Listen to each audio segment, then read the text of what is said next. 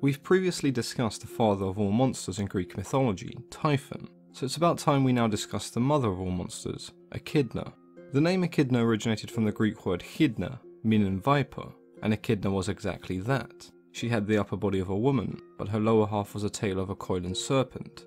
Despite being the mate of Typhon, a union that gave birth to many of the most iconic monsters and creatures in Greek mythology, it is often said that Echidna lived alone in a cave, though it's likely she didn't get too lonely, as she was said to bring passers-by back to this cave, only to devour them. The exact origin of Echidna isn't very clear. The earliest mention of her is in Hesiod's Theogony, where Hesiod describes her as being born to a she.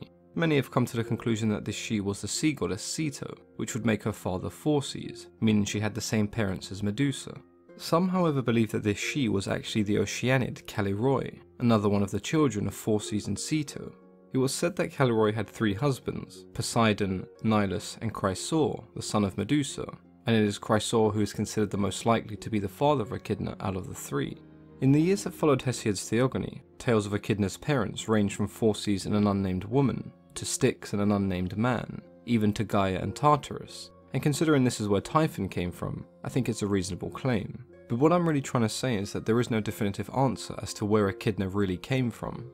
There are many creatures in Greek mythology that are attributed as the offspring of varying deities and other monsters, but the following creatures have in some shape, way or form been mentioned as a child of Echidna. Orthrus the 2-headed hound, Cerberus the 3-headed guardian of the underworld, the Lernaean Hydra, the Chimera, the Sphinx, the eagle that torments Prometheus, Ladon, the Cromanian sow, a female mythical boar, the Colchian dragon, and lastly Scylla.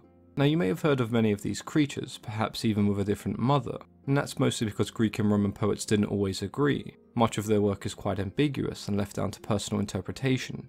Echidna is often described as being ageless and immortal, and many believe that she just faded from existence. However, there is a tale where Hera sent the 100-eyed giant Argus Penipetus to slay Echidna. In some stories, Echidna was considered the mother of serpents and dragons. She was often associated with the dragon Python, who Apollo managed to slay as a child. Now many of you may be thinking this dragon was male, so how exactly could this be Echidna?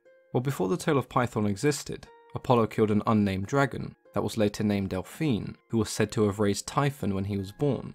Delphine and Echidna were very similar in terms of appearance, both being half serpent and half woman.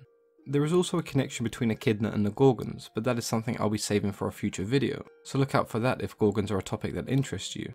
Considering the role Echidna had in Greek mythology, she is scarcely mentioned and mostly shrouded in mystery, so feel free to share any tales you may have regarding Echidna with me in the comments below.